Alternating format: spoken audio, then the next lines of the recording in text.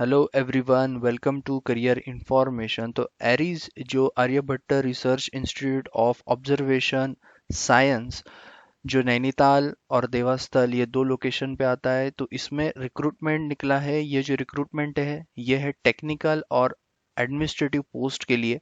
तो कुछ technical post है और कुछ एडमिनिस्ट्रेटिव पोस्ट है। जैसे कि पर्सनल असिस्टेंट के लिए एक जगह है, 30 आपका मैक्सिमम एज होना चाहिए। उसके बाद में ईए जो इंजीनियरिंग असिस्टेंट की जगह है, पे लेवल 5, उसके लिए 27 आपका मैक्सिमम एज होना चाहिए और दो वैकेंसी है, उसमें से एक एससी की एक और ओबीसी की एक वैकेंसी। उसके बाद में जूनियर इंजीनियरिंग असिस्टेंट के लिए जो पे लेवल 4 है, 27 मैक्सिमम एज है, 4 इसकी वैकेंसीज है, दो ओपन, एक ओबीसी और एक ईडब्ल्यूएस के लिए। उसके बाद में जूनियर असिस्टेंट जो साइंटिफिक असिस्टेंट है, यस, उसके लिए जो पे लेवल 4 है, 27 इसका मैक्सिमम एज है और नंबर ऑफ पोस्ट दो है। ओपन के लिए एक और एससी के लिए एक, और एमटीएस के लिए जो वैकेंसीज है वो दो वैकेंसी है, उसमें से ओपन और ओबीसी के लिए एक वैकेंसी है। ओके, तो यस, ये जो वैकेंसीज है ये रेगुलर बेसिस के लिए ही है, पोस्ट रेगुलर है और डायरेक्ट रिक्रूटमेंट है। इसमें कोई भी आपको इंटरव्यू नहीं देना है, सिर्फ रिटर्न टेस्ट है और ट्रेड टेस्ट आपका होगा। वो सारी चीज़ें मैं आपको बताऊंगा इस वीडियो में, तो अच्छे से ये वीडियो वॉच करिए।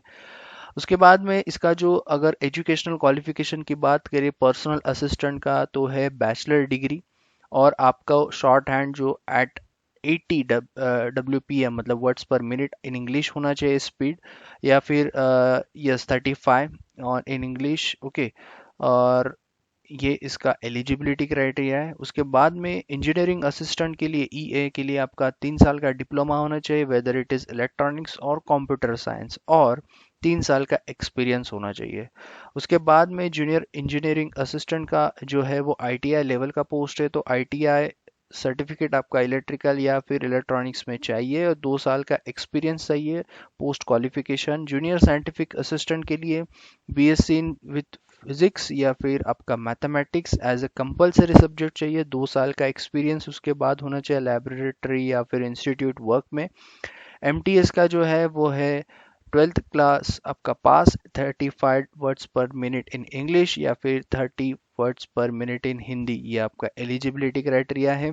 कैसे अप्लाई करना है? बहुत सिंपल है। अप्लाई करने का कोई भी ऑफलाइन एप्लीकेशन नहीं करना है, ऑनलाइन ही करना है। लेकिन आपको ऑनलाइन एप्लीकेशन करने से पहले आपके जो भी क्वालिफिकेशन, एक्सपीरियंस, कास्ट, जो भी आपके सर्टिफिकेट होंगे पीडब्ल्यूडी कैंडिडेट्स के भी, तो आपको वो सर्टिफिकेट्स पे साइन करके अटेस्टेड, खुद सेल्फ अटेस्टेड साइन करके ही आपको अपलोड करने हैं, अनलेस एंड अनटिल आपका नहीं तो रिजेक्ट हो जाएगा।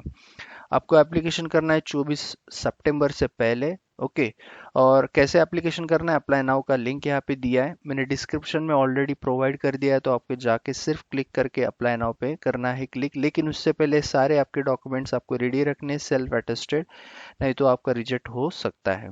इसका जो सिलेक्शन प्रोसेस है वो भी मैं बता देता हूँ। और एक चीज़, अगर आप एक से ज़्यादा पोस्ट के लिए आप अप्लाई करना चाहते हो तो आपको सेपरेटली अप्लाई करना पड़ेगा। उसके बाद में यह सेल्फ अटेस्टेड अगर नहीं है तो आपका एप्लीकेशन रिजेक्ट हो जाएगा। उसका जो सिलेक्शन प्रोसेस है वो भी बता देता हूँ मैं। जो सीरियल नंबर 1 और 5 है उसके लिए रिटर्न टेस्ट और स्किल टेस्ट है, बाकी second and third and fourth post के लिए आपका written test and trade test है, तो कोई भी इंटरव्यू नहीं होने वाला है इसमें। आपका डायरेक्ट रिक्रूटमेंट बेसिस है, यहाँ पे उन्होंने ये भी मेंशन किया है, और रेगुलर पोस्ट है, स्केल पे है। और यस, तो ये थी जो भी important information regarding the recruitment process. Okay, तो सब्सक्राइब करो चैनल को, जो भी नए और रिक्रूटमेंट्स आएंगे आपको मिल जाएंगे। और यस, बाकी रिजर्वेशन जो भी एज के हिसाब से ओपन ओबीसी कैंडिडेट्स को है, और एससी एसटी भी। तो खैर, सब्सक्राइब करो और all the best for your examinations.